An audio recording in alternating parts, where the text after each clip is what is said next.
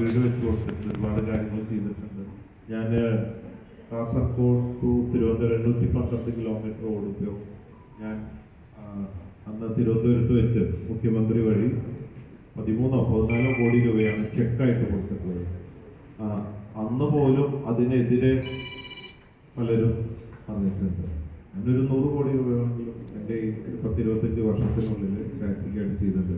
പക്ഷെ നമ്മൾ എന്തൊക്കെ ചെയ്താലും നമ്മളൊന്ന് പ്രതീക്ഷിക്കണം, കുറച്ച് പേരെങ്കിലും നമ്മൾ അത് നെഗറ്റീവായിട്ട് പറയുമെന്ന് നമുക്ക് മനസ്സിലായിട്ട് തന്നെ ചെയ്യണം. അപ്പോൾ നമുക്കൊരു വിഷമം അതിലുണ്ടാവില്ല. നമ്മൾ പ്രതീക്ഷിക്കുന്നതാണ്. അത് ഹ്യൂമൻ സൈക്കോളജിയാണ്, അത് വേണം.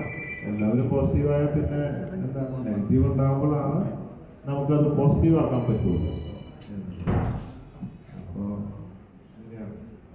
പിന്നെ നമ്മുടെ ഒരു സന്തോഷം ഉണ്ടല്ലോ, നമ്മളിപ്പോൾ ആർക്കെങ്കിലും വേണ്ടി ചെയ്യുമ്പോൾ അവരുടെ മുഖത്തൊരു സന്തോഷം ഉണ്ടാവും. അത് കാണുമ്പോൾ നമുക്കൊരു എനർജി മുമ്പോട്ട് പോകാൻ.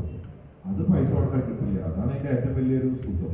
ബാക്കി സുഖങ്ങളൊക്കെ നല്ലതാണെങ്കിലും ഇത് അതൊക്കെ മേലെ കിട്ടുന്ന ഒരു എനർജിയാണ്, ശരിക്കുള്ളൊരു വികാരമാണ്. അതെനിക്ക് കിട്ടുന്നുണ്ട്. ബാക്കിയുള്ളവരെന്ത് പറയുന്നതെന്ന് എന്നെ സംബന്ധിച്ച വിഷയമല്ല.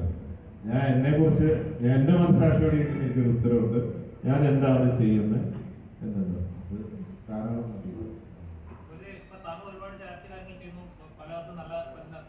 നല്ല ജീവിതങ്ങൾ കൊടുക്കുന്നു.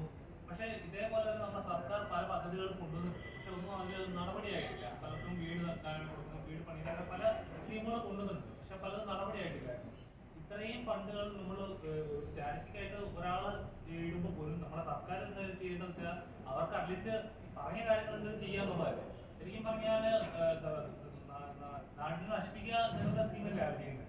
എന്തായാലും എനിക്ക് ഇവിടെ ഇപ്പൊ അങ്ങനത്തെ ഒരു സ്കീമിന് സ്കോപ്പില്ല. കാരണം ഞാൻ ഇതുവരെ വോട്ട് ചെയ്തിട്ടില്ല, എനിക്ക് ജാതിയില്ല, മതവുമില്ല, ഒന്നുമില്ല. അത് കാരണം കൊണ്ട് എനിക്ക് അങ്ങനെ ഒരു പ്രത്യേകിച്ച് ഒരു ഗവൺമെന്റിനെ കുറിച്ചിട്ട് പ്ലസ് മൈനസ് ഒന്നും പറയാനുള്ള ഇതില്ല. പിന്നെ ഓരോ സ്റ്റേറ്റിനും രാജ്യത്തിനും അവരുടേതായ പരിമിതികൾ ഉണ്ടാവും, പ്ലസ് മൈനസുകളൊക്കെ ഉണ്ടാവും. 100% ലോകത്ത് ആർക്കും ഒന്നും ചെയ്യാൻ പറ്റിയിട്ടില്ല. അപ്പോൾ അത് വേറെ ഒരു ഏരിയ ആയതുകൊണ്ട് എനിക്ക് അതിനെ കുറിച്ചിട്ട് ഞാൻ പറയാൻ താല്പര്യമില്ല. ഏത് ഗവൺമെന്റ് ആയാലും ഒക്കെ പ്ലസ് മൈനസുകൾ ഉണ്ടാവാറുണ്ട് കുറച്ചൊക്കെ. പിന്നെ നമ്മളൊക്കെ ഗവൺമെന്റ് എന്ന് മാത്രമല്ല എല്ലാവരും ചേർന്ന് പറ്റുന്ന കാര്യങ്ങളൊക്കെ ചെയ്യാം എന്നുള്ളത് നമ്മുടെയും കൂടെ ഒരു കടമയാണ്. ആര് ഭരിച്ചാലും നമ്മൾ സപ്പോർട്ട് ചെയ്യുക എന്നുള്ളത് ഒരു വലിയൊരു ഭാഗമാണ്. ഗവൺമെന്റ് മാത്രമായിട്ട് 100% കാര്യങ്ങൾ ചെയ്യാൻ സാധിക്കില്ല എന്നാണ് ഞാൻ മനസ്സിലാക്കുന്നത്.